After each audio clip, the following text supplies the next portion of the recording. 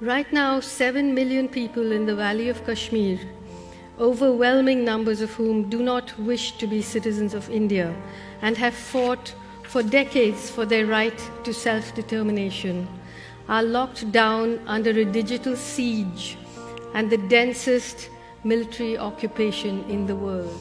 On the 5th of August 2019, the Indian Parliament unilaterally breached the fundamental conditions of the instrument of accession by which the former princely states of Jammu and Kashmir agreed to become part of India in 1947.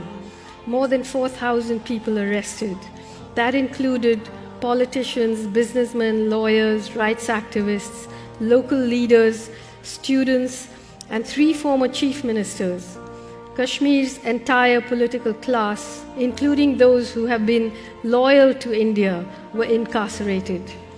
Kashmiri newspapers were completely censored, and front-page government advertisements about the benefits that Kashmiri's new downgraded legal status would bring to the Kashmiri people.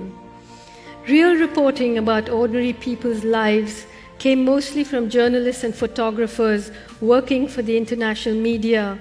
The reporters, mostly Kashmiris, working in an information vacuum, with none of the tools usually available to modern-day reporters, traveled through their homeland at great risk to themselves to bring us the news.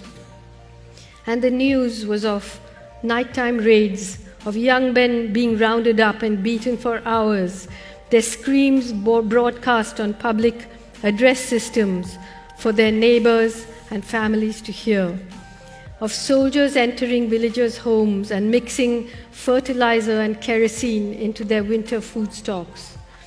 The news was of teenagers with their bodies peppered with shotgun pellets being treated at home because they'd be arrested if they went to hospital.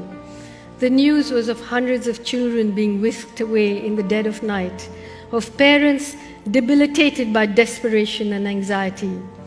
The news was of fear and anger, depression, confusion, steely resolve, and incandescent resistance. So far, Kashmiris have refused to accept this new normalcy. Classrooms are empty, streets are deserted, and the valley's bumper apple crop is rotting in the orchards. What could be harder for a parent or a farmer to endure?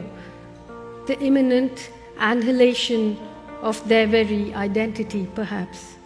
The Indian government has made it clear that the only option for Kashmiris is complete capitulation, that no form of resistance is acceptable, violent, non-violent, spoken, written, or sung.